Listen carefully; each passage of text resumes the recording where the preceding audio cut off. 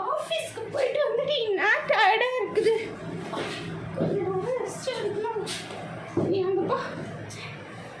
என்ன மகாராணி வந்து உடனே உட்காந்துக்கினேன் நிம்மதியா? ஒரு டீயை போடுறது, காஃபியை போட்டு ஏதாவது டிஃபன் செய்யணும் நைட்டுக்குன்னு தெரியாது அவளுக்கு.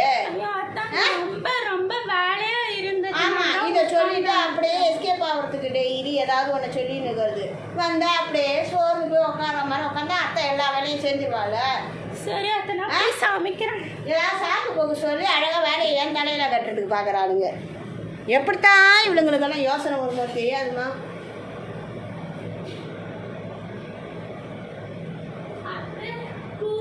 இட்லியும் தேங்காய் சட்னியும் பண்ணியிருக்காங்க. காஃபி ஏன் தேங்காய் சட்னி மட்டும் தானே, கார சட்னியெல்லாம் வைக்க முடியாதா? அது இல்லாத ரொம்ப டயர்டாக இருந்துச்சு.